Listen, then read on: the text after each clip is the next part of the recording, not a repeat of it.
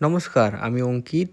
আর আজ আপনাদের সামনে তুলে ধরতে চলেছি সাঁওতাল নৃত্য সংস্কৃতির গভীর পরিচয়। সাঁওতাল জনগোষ্ঠী ভারতের অন্যতম প্রাচীন আদিবাসী সমাজ। তাদের কাছে নাচ কেবল বিনোদন নয়, বরং সাথে সাথে জীবনচর্চা, সমাজ ব্যবস্থা, ধর্মীয় বিশ্বাস ও প্রাকৃতির সঙ্গে সম্পর্ক, এই চারটি বিষয়ে সম্মিলিত প্রকাশ। বিষ্ণুপুর ও আশেপাশের গ্রামাঞ্চলে বসবাসকারীরা সাঁওতালরা আজও তাদের ঐতিহ্যবাহী নৃত্যকে জীবন্ত করে রেখেছে। এই নৃত্য এত গুরুত্বপূর্ণ কেন? সাঁওতাল সমাজে বলা হয় নাচ ছাড়া জীবন অসম্পূর্ণ। কারণ নাচের মাধ্যমে দুঃখ ও সুখ প্রকাশ, সাথে সাথে যুবক যুবতীর মধ্যে সামাজিক বন্ধন, দেবতা ও প্রাকৃতির প্রতি কৃতজ্ঞতা স্থাপন ও সমাজের নিয়ম ও শৃঙ্খলতা বজায় রাখা, সব কিছু নৃত্যের মধ্যে দিয়ে সম্পন্ন হয়। নৃত্যের সঙ্গে প্রকৃতি ও কৃষির কী সম্পর্ক আছে সেটি ওনাদের মতে বলা যায়। সাঁওতালি নৃত্য বেশিরভাগই কৃষিভিত্তিক।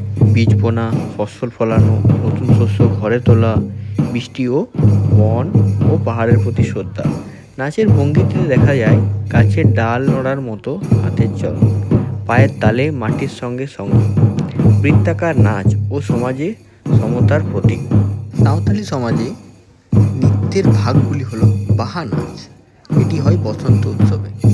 এটির মূল কারণ হলো প্রকৃতি ও জীবনের নবজাগরণকে সম্মান করা। এটি অধিকতর হয় বিষ্ণুপুর অঞ্চলের সবচেয়ে জনপ্রিয় উৎসব। দ্বিতীয় হচ্ছে সৌরাই নাচ। এটি হয় ফসল তোলার পর। এটির মূল উদ্দেশ্য হলো গৃহপালিত পশু ও প্রকৃতির প্রতি কৃতজ্ঞতা। তৃতীয় হলো করম নাচ। এটি হয় করম গাছকে কেন্দ্র করে। এটির প্রধান কারণ যুবক যুবতীদের মিলন ও ঐক্যের প্রতীক হিসেবে তারা মান্য করে। চতুর্থ হলো দং নাচ। এটি বিবাহ ও সামাজিক অনুষ্ঠানে হয়। এটির মূল কারণ হলো আনন্দ ও সামাজিক গ্রহণযোগ্যতার প্রকাশ। এরপর বলবো তাদের পোশাক ও অলঙ্কারের সাংস্কৃতিক অর্থ। নারীদের পোশাক সাধারণত লাল, সাদা বা রঙিন শাড়ি, ফুল, পুঁতি ও ধাতব গহনা, খোপায় বনের ফুল ও প্রাকৃতির সঙ্গে একাত্মতা। এবং পুরুষরা পরিধান করে থাকেন ধুতি বা লুঙ্গি, মাথায় কাপড় ও পালক, সরলতা সাঁওতাল দর্শনের ফুল। এরপরে বলবো ওনাদের বাদ্যযন্ত্র ও সঙ্গীতের বিষয়ে। সাঁওতালি নৃত্য বাদ্যযন্ত্র ছাড়া অসম্পূর্ণ।